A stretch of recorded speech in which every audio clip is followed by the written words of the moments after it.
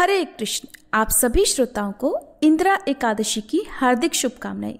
शास्त्रों में बार बार ये उल्लेख मिलता है कि भगवान अपने भक्तों के भाव के अनुसार ही स्वयं को प्रकट करते हैं।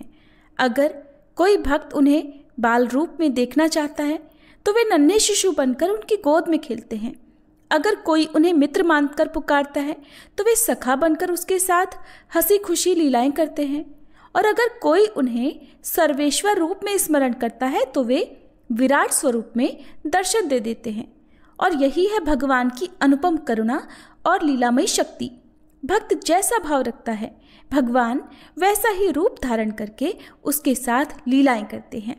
प्रिय श्रोताओं, तो आइए आज इंदिरा एकादशी की पावन कथा का श्रवण करने से पहले हम सुनते हैं एक ऐसे ही भक्त की अद्भुत और प्रेरणादायी कथा, जिसमें भगवान ने अपने भक्त के गहन भावों के अनुसार प्रकट होकर उसके साथ अद्भुत लीला की थी। एक बार की बात है, एक महान भक्त ब्राह्मण थे और वो मंदिर की पूजा बहुत शानदार ढंग से करना चाहते थे। लेकिन इतनी सेवा पूजा के लिए उनके पास समय तो था, लेकिन धन नहीं था। अब एक दिन की बात है कि वह एक भागवत पाठ में बैठे हुए थे और उन्होंने सुना कि श्री कृष्ण तो मन के भीतर भी पूजे जा सकते हैं। जरूरी नहीं कि बाहर की सामग्रियों से मंदिर में बिठाकर ही उनकी पूजा की जाए। अब तो उन्होंने इस अवसर का खूब लाभ उठाया, क्योंकि एक तो वह बहुत दिनों से सोच रहे थे कि भगवान की पूजा मैं बहुत अच्छे ढंग से करना चाहता हूँ, खूब धूमधाम से, तरह तरह की सामग्रियों से, महंगी महंगी वस्तुओं से। अब जब भागवत में उन्हें ये पता चला कि इन सभी सामग्रियों को मन से भी भगवान को अर्पित किया जा सकता है, तो वे बड़े प्रसन्न हुए। उनकी इस समस्या का समाधान उन्हें मिल चुका था कि मानसिक पूजा करने से उनके पास जो धन का अभाव था वो भी पूरा हो जाएगा और उनकी जो इच्छा है श्री कृष्ण की धूमधाम से सेवा पूजा की वो भी पूरी हो जाएगी। अब वो समझ गए कि मन के भीतर मैं कान्हा की पूजा कर सकता हूँ।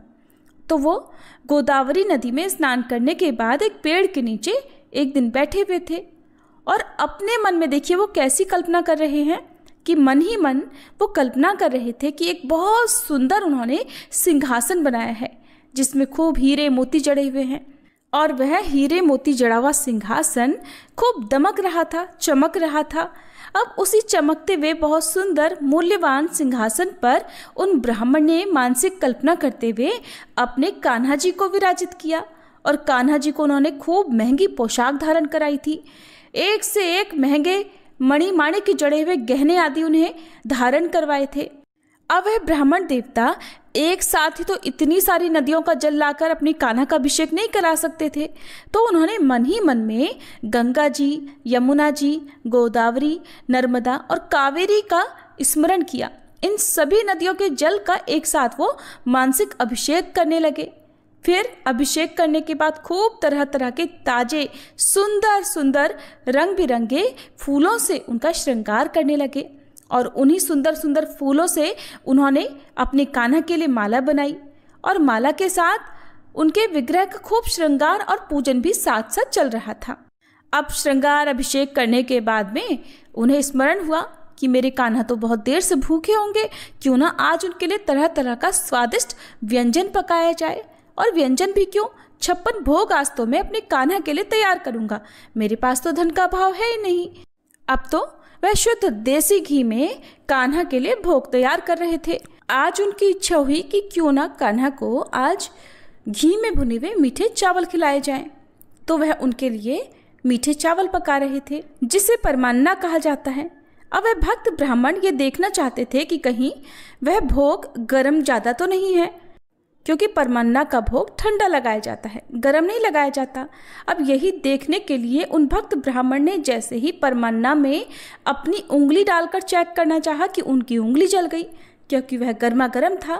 तब उनका ध्यान टूटा, क्योंकि वहाँ तो कुछ भी नहीं था। लेकिन वो जो मानसिक भाव में इतने डूबे हुए थे, अपनी सुध-बुध ऐसी खो बैठे थे कि उन्हें ये भी नहीं पता था कि ये सारा भाव वो मन से कर रहे हैं और मानसिक रूप से ही परमान्ना तैयार कर रहे हैं।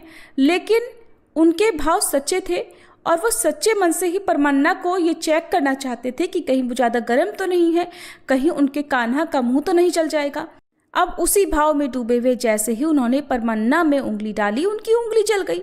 अब जब उनका ध्यान टूटा तो वहाँ उन्होंने क्या देखा कि वहाँ तो कुछ भी नहीं है, बल्कि वो तो एक पेड़ के नीचे बैठे हुए हैं और ये सब कुछ उनके भीतर ही भीतर उनके मन में चल रहा था। वो मन में ही ये सब कुछ कर रहे थे। अब उन्होंने अपनी उंगली देखी, वो तो जली हुई थी। ये देखकर वो हैरान रह गए कि ऐसा कैसे हो सकता है। और उधर वैकुंठ लोक से श्री नारायण भगवान मुस्कुरा रहे थे अपने उस भक्त को देखकर। उन्हें मुस्कुराते देखकर देवी लक्ष्मी ने पूछा, प्रभु आप क्यों मुस्कुरा रहे हैं? कारण मुझे भी तो बताइए। तब भगवान ने देवी को धरती लोक पर बैठे उस भक्त की ओर इशारा करके कहा, देवी वो देखिए, मेरा एक भक्त ऐसा है, कितना अनोखा है, जो मेरी इस तरह भाव से पूजा करता है। अब मेरे दूतों को तुरंत भेजा जाए उसे वैकुंठ लाने के लिए। तो भक्ति योग इतना अच्छा है, मानसिक भाव इतना अच्छा है कि भले ही आपके पास भगवान की भव्य पूजा के लिए साधन ना हो और आपके पास घंटों बैठकर पूजा करने का समय भी ना हो, तब भी आप अपने मन के भीतर सच्चे भाव से सब कुछ कर सकते हैं। एक दिन की बात है, श्रीनाथ जी श्री श्याम ढाक यानी श्री गुसाई जी की बैठक पर विराजमान थे और आनंद पूर्वक बांसुरी बजा रहे थे। नीचे सभी गोप बालक बैठे हुए थे और थोड़ी ही दूरी पर एक चबूतरे पर गोविंद दास जी भाव में डूबे हुए पद गा रहे थे। सभी बांसुरी की धुन में और पद में भाव विभोर थे। उसी समय ठाकुर जी के मंदिर में दोपहर का भोग का समय हो गया। दोपहर के भोग को उत्थापन भोग कहते हैं। श्री विठलनाथ जी यानी गुसाई जी स्नान करके सेवा के लिए मंदिर में आ गए। जब श्रीनाथ जी ने देखा कि गुसाई जी मंदिर में प्रवेश कर चुके हैं और इधर वे श्याम ढाक पर ही बैठे हुए हैं, तो वे तुरंत कूद पड़े और दौड़कर जा पहुंचे मंदिर में और जाकर सिंहासन पर विराजमान हो गए। लेकिन जब वे कूदे थे तो उनकी नई पोशाक का एक किनारा ढाक की लकड़ी में फंस गया और फट गया और वो टुकड़ा वहीं चबूतरे पर रह गया। इधर गोसाई जी ने जब मंदिर के पट खोले और श्रीनाथ जी का दर्शन किया तो देखा कि पोशाक तो बिल्कुल नई है लेकिन फटी हुई है। वे देखकर चौंक पड़े, पोशाक कैसे फट गई? फिर पूछने लगे, ठाकुर जी ये नई नई पोशाक भला कैसे फट गई? आप तो भीतर विराजमान हैं, फिर ये फट कैसे सकती है? श्रीनाथ जी तो मारे डर के चुप हो गए, बस नजरें चुराने लगे और सिर झुका लिया। कुछ भी उत्तर नहीं दिया। उत्तर देते कैसे? पोल पट्टी जो खुल जानी थी। अब तो गोसाई जी ने सारे सेवकों को बुलाया और पूछने लगे, कोई भीतर आया था क्या? सेवकों ने कहा, नहीं महाराज, भीतर तो कोई भी नहीं आया, आप ही पहले पधारे हैं। इधर अब श्रीनाथ जी चुप, सेवकों ने भी इनकार कर दिया। तो अब इस बात का पता कैसे चले कि पोशाक फटी कैसे? अब गोसाई जी ने कुछ भी नहीं कहा। ठाकुर जी को भोग लगाया और फिर से बैठक में जाकर वे गहरी सोच में बैठ गए कि आखिरकार पोशाक फटी तो फटी कैसे होगी। थोड़ी ही देर में गोविंद दास जी आए और देखा कि गोसाई जी आज बहुत दुखी और चिंतित लग रहे हैं, शांत भी हैं।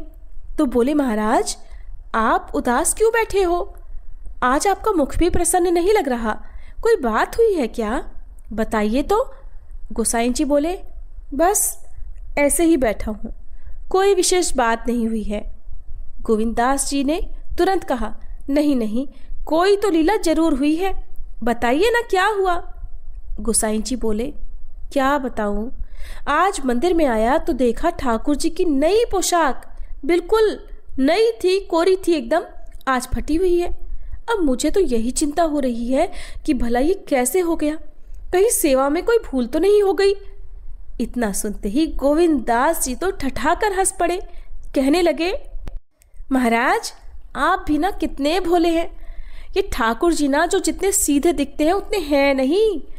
ये तो आज शाम ढाक पर बंसी बजा रहे थे और जब उत्थापन भोग का समय हुआ ना तो इन्हें ध्यान आया और ये वहां से झटपट कूद पड़े। कूदते समय इनकी पोशाक फंस गई और फट गई और आप सोच रहे हैं कि आपके ठाकुर जी तो बड़े शांत सज्जन हैं। नहीं, ये तो दरअसल बहुत बड़े शरारती हैं। चलिए मेरे साथ, मैं आपको दिखाता हूँ। अब गोविंद दास जी गोसाई जी का हाथ पकड़कर श्याम ढाक पर ले गए। वहीं लकड़ी में फंसी हुई पोशाक का फटा टुकड़ा दिख गया। गोसाई जी ने वो कपड़ा उठाया, मंदिर लाए और ठाकुर जी की पोशाक से मिलाया तो बिल्कुल वही था। उन्होंने श्रीनाथ जी की ओर देखा और मुस्कुराकर पूछा, ये कैसे हुआ? श्रीनाथ जी फिर से सिर झुका गए, एक शब्द भी नहीं बोले। अब तो गोसाई जी और गोविंद दास जी दोनों हंस पड़े। उस दिन से गोसाई जी ने सेवा का एक और नया नियम बनाया। भोग से पहले 3 बार घंटानाद और शंखनाद किया जाए, ताकि ठाकुर जी जहां कहीं भी लीला कर रहे हो तो समय पर वापस आ जाए, ताकि उन्हें फिर से इस तरह कूदना ना पड़े और अपनी नई नई पोशाक ना फड़वाना पड़े। वरना क्या पता, आज तो पोशाक ही फड़वा कर लाए हैं, कल को कहीं चोट खरोंच लग गई तो तब क्या होगा। तो ठाकुर जी अपने सखा गोविंद दास जी के साथ ऐसी ऐसी लीलाएं करते रहते हैं, ऐसे ऐसे खेल करते रहते हैं। गोविंद स्वामी तो सदैव भगवत प्रेम में मस्त रहते थे। एक बार वे गिरिराज जी की तलहटी में खड़े खड़े लघु शंका कर रहे थे। उसी समय परिक्रमा मार्ग से कई सारे वैष्णवजन निकल रहे थे। अब गोविंद स्वामी जी ने देखा कि इतने बड़े सम्मानी वैष्णव सामने हैं, तो ना तो गिरिराज जी की ओर मुंह कर पा रहे हैं, ना ही परिक्रमा मार्ग की ओर। तो बीच में ही खड़े होकर उन्होंने लघु शंका कर दी। अब कई वैष्णवों ने देखा तो उन्हें ये दृश्य बड़ा खटका। उन्हें लगा कि गोविंद स्वामी जैसे महापुरुष को इस प्रकार का आचरण तो शोभा नहीं देता। उन्होंने जाकर गोसाई जी से शिकायत लगा दी, इनके आचरण में बिल्कुल भी पवित्रता नहीं है। अरे शौच और लघुशंका की भी एक मर्यादा होती है, मर्यादा, इन्हें कुछ तो समझाइए। अब भला गोसाई जी उन्हें क्या समझाते, वो उन्हें कैसे समझाते, क्योंकि खुद ठाकुर जी तो अपने सखा गोविंद दास जी के साथ शौच करते हुए तक भी खेल दिखाते थे। जिस समय गोविंद दास जी शौच में बैठे होते थे वो उस समय भी उन्हें नहीं छोड़ते थे, यहाँ तक कि उस समय उनके ऊपर फूल फेंक फेंक कर मारते थे। और जब उनकी मैया को आते देखा तो कहीं सारी पोल पट्टी ना खुल जाए, इस डर से वे शौच करते हुए गोविंद दास जी के पीछे उन्हें पकड़कर तक छुप जाते थे। तो भला उनके लिए ये भाव कैसा। खैर जो भी था, गोसाई जी ने श्री गोविंद स्वामी जी से पूछा, ये क्या कर रहे थे तुम? इतने बड़े वैष्णव होकर तुमने लघुशंका परिक्रमा मार्ग में खड़े खड़े कर दी, क्या तुमने वैष्णव सदाचार को ही त्याग दिया है? तो गोविंद स्वामी ने बड़े सरल भाव से उत्तर दिया, महाराज, जब घोड़ा खड़े खड़े लघुशंका करता है तब तो कोई उसे दोष नहीं देता, क्योंकि वो घोड़ा है, उसके लिए कोई पद्धति नहीं। उस क्षण मैं गोविंद दास वैष्णव नहीं था, बल्कि मैं तो घोड़ा था, घोड़ा। अब गोसाई जी ने सुना तो चौंक गए, बोले, ये क्या कह रहे हो तुम? गोविंद स्वामी ने मुस्कुराते हुए कहा, महाराज, उस समय मेरे कंधे पर स्वयं श्रीनाथ जी विराजमान थे। मैंने उनसे कहा कि मुझे लघुशंका करनी है, तो उन्होंने पता है मुझे क्या उत्तर दिया, जैसे घोड़ा करता है वैसे ही करो। मैं तो बस वही कर रहा था, और उस समय मैं भक्त नहीं था, बल्कि मैं तो उनका घोड़ा था और वे मेरे ऊपर बैठकर सवारी कर रहे थे। अब गोविंद दास जी का ये उत्तर सुनकर समस्त वैष्णवों की आंखें खुल गई। उन्हें समझ में आ गया कि गोविंद स्वामी जैसे महापुरुष किसी सामान्य नियम के दायरे में नहीं बांधे जा सकते। उनके लिए सब नियम अलग हैं, लेकिन ये सब कुछ केवल और केवल सिद्ध महापुरुषों के लिए है। हम जैसे साधकों को नियमों और मर्यादा का पालन तो अवश्य करना चाहिए। अगर हम बिना योग्यता के सिद्धों जैसा आचरण करने लगे, केवल कथा सुनकर वैसे वैसे भाव रखने लगे या वैसे वैसे काम हम करने लगे, तो हमारी तो बुद्धि भ्रष्ट हो जाएगी, हमारा तो जीवन ही व्यर्थ हो जाएगा और हमें घोर नरक में जाना पड़ेगा। इसलिए शास्त्रों के अनुसार जो उचित है केवल वही करें, किसी भी महापुरुष के व्यवहार की नकल बिल्कुल ना करें। और गोविंद स्वामी जैसे सिद्ध संत तो विधि निषेध से परे हैं, उन्हें कोई नियम नहीं बांध सकता, क्योंकि उनके साथ तो स्वयं ठाकुर जी खेलते हैं। सभी प्रेम से बोलिए, श्रीनाथ जी की जय, भक्त गोविंद दास जी की जय। प्रिय श्रोताओं, गोविंद दास जी की जय। प्रिय श्रोताओं, अब कल्पना कीजिए हस्तिनापुर का भव्य महल, जहाँ चारों ओर गहन निस्तब्धता छाई हुई है। समय है प्रातःकाल का, जब भाद्रपद का महीना समाप्त होकर आश्विन मास का आगमन हो चुका है। हल्की हल्की ठंडी हवा महल की खिड़कियों से होकर भीतर प्रवेश कर रही है और वातावरण में वैदिक स्तोत्रों की धीमी गूंज सुनाई पड़ रही है। इसी बीच महल के एक शांत कक्ष में धर्मराज युधिष्ठिर बैठे हुए हैं। उनके मन में गहरी जिज्ञासा है कि पितृपक्ष का यह काल इतना महत्वपूर्ण क्यों है। आश्विन मास के कृष्ण पक्ष की एकादशी का क्या महत्व है और कैसे इस व्रत से हमारे पितरों की मुक्ति और कल्याण संभव है। उनकी आंखें द्वार की ओर लगी हुई हैं, मानो किसी दिव्य आगमन की प्रतीक्षा कर रही हो।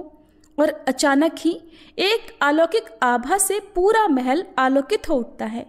मंद मुस्कान और करुणा से भरे नेत्रों के साथ स्वयं द्वारकाधीश श्री कृष्ण वहां प्रकट होते हैं।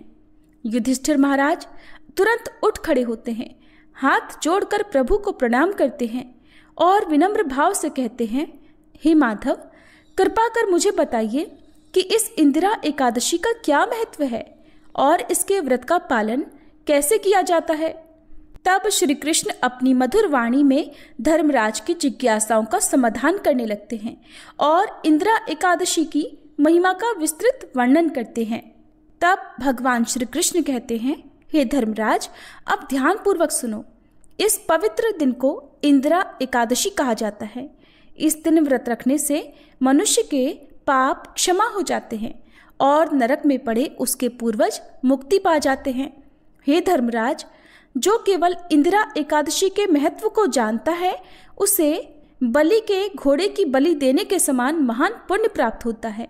सतयुग में इंद्रसेन नाम का एक राजा था, जो इतना बलवान था कि उसने अपने सभी शत्रुओं को परास्त कर दिया था। उसके साम्राज्य का नाम महिष्मतिपुरी था। अपनी प्रजा का भरण पोषण करने के कारण वह प्रतापी और परम धर्मपरायण राजा इंद्रसेन स्वर्ण, अन्न, पुत्र और पौत्रों से समृद्ध था। भगवान श्री विष्णु में उसकी गहरी भक्ति और श्रद्धा भी थी और उसे हर समय मेरा नाम गोविंद गोविंद स्मरण करना बहुत पसंद था। इसलिए राजा इंद्रसेन ने जानबूझकर स्वयं को पवित्र आध्यात्मिक जीवन के लिए समर्पित कर दिया और परम सत्य के चिंतन में बहुत समय लगाया। एक दिन आदर्श वक्ता श्री नारद मुनि राजा इंद्रसेन की सभा में प्रसन्नता और शांति से अध्यक्षता करते हुए उतरते हुए दिखाई दिए। देवर्षि नारद आकाश से उतरे शंख के समान श्वेत और चंद्रमा चमेली के पुष्प और बिजली के समान चमकते हुए थे। उनका सिर लाल रंग के उलझे हुए बालों से ढका हुआ था। देवों के संत देवर्षि नारद का राजा ने अत्यंत आदरपूर्वक प्रसन्नता से स्वागत किया, उन्हें हाथ जोड़कर प्रणाम किया, महल के भीतर उनका भव्य स्वागत किया और उन्हें आरामदायक आसन प्रदान किया, उनके चरण पखारे और स्वागत वचन कहे।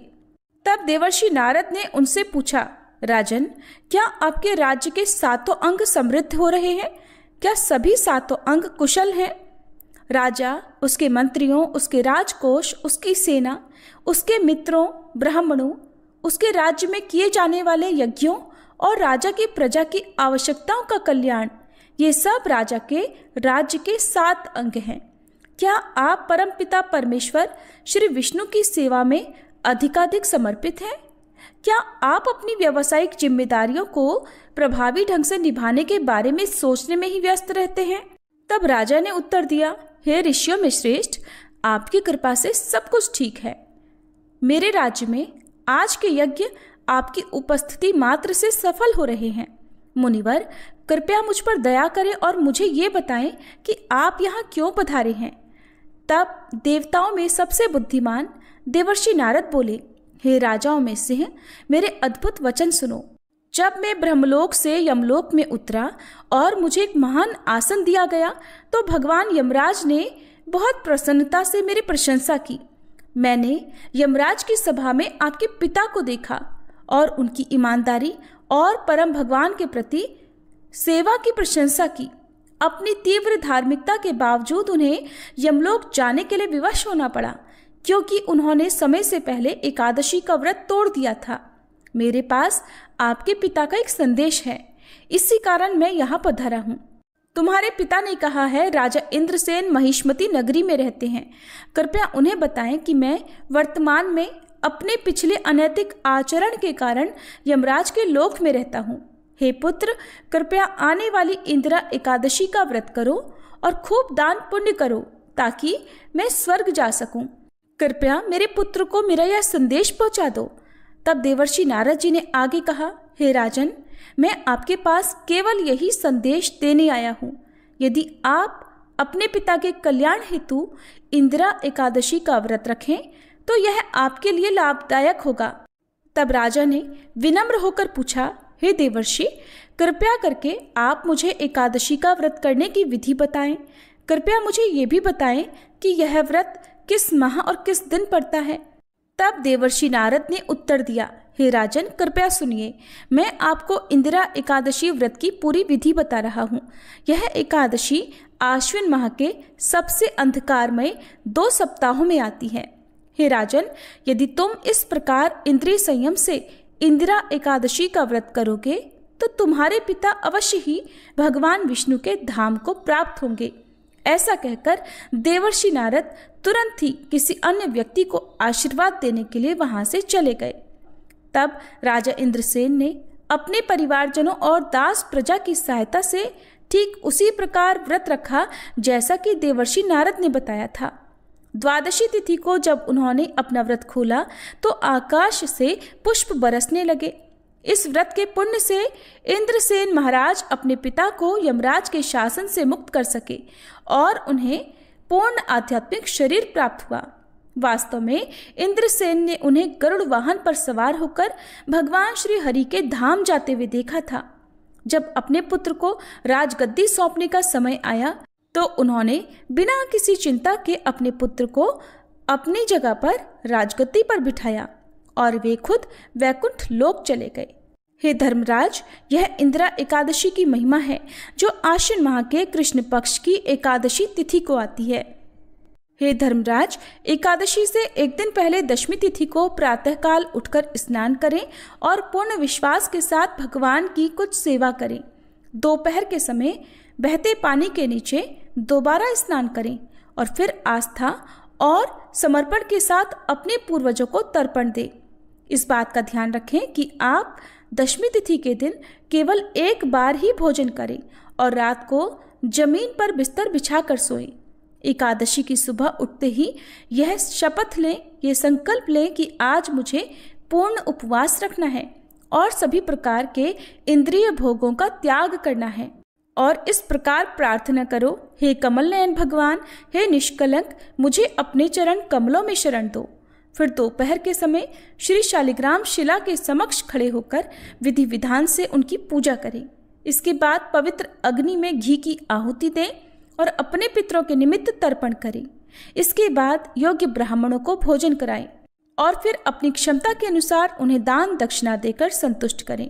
अपने पूर्वजों को अर्पित किए गए पिंडों को लेकर उन्हें सूंघें और फिर किसी गाय को अर्पित कर दें और फिर भगवान ऋषिकेश को पुष्प और धूप अर्पित करें। फिर पूरी रात भगवान श्री विष्णु की प्रतिमा के समक्ष जागरण करें, भजन कीर्तन करें, मंत्र जाप करें। अगले दिन द्वादशी तिथि को प्रातःकाल उठकर बड़ी भक्ति के साथ श्री हरि का पूजन करें और ब्राह्मण भक्तों को सात्विक भोज के लिए आमंत्रित करें। इसके बाद अपने परिवार के सदस्यों को भोजन कराएं और फिर मौन होकर अपना भोजन ग्रहण करें। हे राजन, यदि तुम इस प्रकार ध्यानपूर्वक इंद्रियों को वश में रखकर इंदिरा एकादशी का व्रत करोगे तो तुम्हारे पिता stressed about booking hotels? Aguada में जाओ, अमेजिंग प्राइसेस पाओ। तुम्हारे पिता निसंदेह भगवान विष्णु के धाम को प्राप्त होंगे और एकादशी का समस्त पुण्य भी तुम प्राप्त कर सकोगे। ऐसा कहकर भगवान श्री कृष्ण धर्मराज युधिष्ठिर को एकादशी की महिमा बताकर वहीं अंतर ध्यान हो गए। ये थी इंदिरा एकादशी की दिव्य कथा। सभी प्रेम से बोलिए, पवित्र इंदिरा एकादशी की जय। श्री कृष्ण भगवान की जय। अब सुनिए भगवान विष्णु की प्रिया तुलसी महारानी की कथा और आरती। एक बार एक बूढ़ी माई थी जो नियमित ग्यारस माता का यानी एकादशी का उपवास रखा करती थी और तुलसी के पौधे की सेवा किया करती थी, तुलसी के पौधे को सींचा करती थी। वे सुबह को बिना तुलसी के पौधे की पूजा किए अन्न या जल तक ग्रहण नहीं करती थी। जब भी वह बूढ़ी माई तुलसी के पौधे को सींचती तो तुलसी माता से कहती, हे तुलसी माता, सत की दाता, मैं तेरा बिरवा सींचती हूँ, मुझे बहू दे, पीले रंग की धोती दे, मीठा ग्रास दे, वैकुंठ में वास दे, अच्छी मौत दे, चंदन का काठ दे, अच्छा राज दे, खाने को दाल भात दे और ग्यारस के दिन कृष्ण का कांधा दे। बूढ़ी माई की ये बात सुनकर तुलसी माता सूखने लगी। तुलसी माता को इस प्रकार सूखता देखकर एक दिन भगवान कृष्ण ने पूछा, हे तुलसी, तुम दिन प्रतिदिन क्यों सूखती जा रही हो? तब तुलसी माता ने कहा कि बस मेरे मन की मत पूछो प्रभु। भगवान कहने लगे, मैं नहीं पूछूंगा तो कौन पूछेगा? तब तुलसी माता कहती हैं कि हे प्रभु, एक बूढ़ी माई आती है और अपनी बात कहकर चली जाती है। मैं उनकी सारी बातें तो पूरी कर दूंगी, लेकिन कृष्ण का कांधा कहाँ से लाऊंगी? तब भगवान श्री कृष्ण बोले कि वो बूढ़ी माई मरेंगी तो मैं अपने आप ही कांधा देने आ जाऊंगा, तुम बूढ़ी माई से ये बात कह देना। और वह बूढ़ी माई मर गई। बूढ़ी माई के मरने पर सारा गांव इकट्ठा हो गया और उनका अंतिम समय आने पर जब उन्हें उठाने लगे तब तो वह बहुत भारी हो गई, जिससे वो किसी से उठाए ना उठ सकी। सभी कहने लगे, ये तो बहुत धर्मात्मा थी, बहुत संस्कारी थी, खूब पूजा पाठ करती थी, कोई पाप तक इन्होंने नहीं किया, फिर ये इतनी भारी कैसे हो गई? तभी बूढ़े ब्राह्मण के भेष में वहाँ भगवान श्री कृष्ण आए और कहने लगे, ये भीड़ कैसी है? तब गांव वाले बोले कि एक बूढ़ी माई मर गई है और आज एकादशी का दिन है। वो इतनी पापिन थी कि उसकी अर्थी उठाई नहीं उठ रही, ये तो बहुत भारी हो गई है। भगवान बोले कि मुझे इनके कान में कुछ कह लेने दो, फिर ये उठ जाएंगी। तब भगवान श्री कृष्ण बूढ़ी माई के पास गए और चुपके से उनके कान में कहा, हे बूढ़ी माई, तो अपने मन की कर ले, पीताम्बर की धोती ले, मीठा मीठा ग्रास ले, वैकुंठ में वास ले, चटक की चाल ले, चंदन का काठ ले, झालर की झनकार ले, दाल भात को जीम और श्री कृष्ण का कांधा ले। भगवान की सारी बातें सुनकर बूढ़ी माई तो हल्की हो गई और तब भगवान कृष्ण उन्हें अपने कांधे पर लेकर गए। इस प्रकार बूढ़ी माई को मुक्ति मिल गई और वह वैकुंठ लोक को चली गई। हे तुलसी माते, जैसे आपने उन बूढ़ी माई को मुक्ति दी, ऐसे ही सभी को मुक्ति देना। जैसे भगवान कृष्ण ने उन्हें कांधा दिया, वैसा ही हम सबको भी देना। प्रेम से बोलिए, श्री कृष्ण भगवान की जय, तुलसी माता की जय। तुलसी महारानी नमो नमो, हर की पटरानी नमो नमो, तुलसी महारानी नमो नमो। धन तुलसी पूरण तप कीनो, शालिग्राम बनी पटरानी नमो नमो, तुलसी महारानी नमो नमो, हर की पटरानी नमो नमो। जाके पत्र मंजरी कोमल, श्रीपति कमल चरण लपटानी नमो नमो, तुलसी महारानी नमो नमो, हरि की पटरानी नमो नमो। कौन महीने बोई रानी तुलसा, कौन महीने हुई हरियाली नमो नमो, तुलसी महारानी नमो नमो, हर की पटरानी नमो नमो। कौन महीने हुई तेरी पूजा, कौन महीने हुई पटरानी नमो नमो, तुलसी महारानी नमो नमो। आषाढ़ मास में बोई रानी तुलसा, सावन महीने हुई हरियाली नमो नमो, तुलसी महारानी नमो नमो, हरि की पटरानी नमो नमो। कार्तिक मास में हुई तेरी पूजा, मंगसिर मास हुई पटरानी नमो नमो, तुलसी महारानी नमो नमो, हर की पटरानी नमो नमो। धूप दीप नैवेद्य आरती, पुष्पन की वर्षा बरसानी नमो नमो, तुलसी महारानी नमो नमो, हर की पटरानी नमो नमो।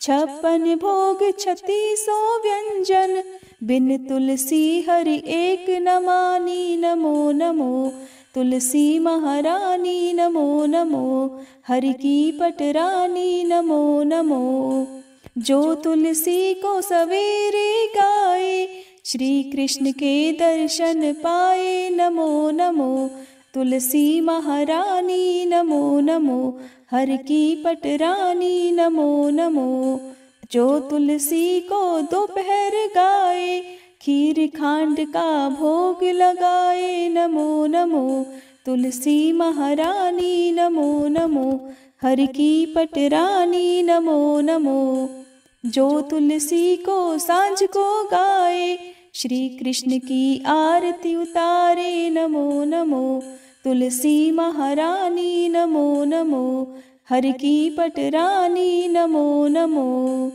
जो तुलसी को रात को गाए, श्री कृष्ण के चरण दबाए। नमो नमो तुलसी महारानी, नमो नमो हर की पटरानी। नमो नमो सब सखी मैया तेरो यश गावे, भक्ति दान दी जय महारानी। नमो नमो तुलसी महारानी, नमो नमो हर की पटरानी। नमो नमो तुलसी महारानी, नमो नमो हर की पटरानी। नमो नमो।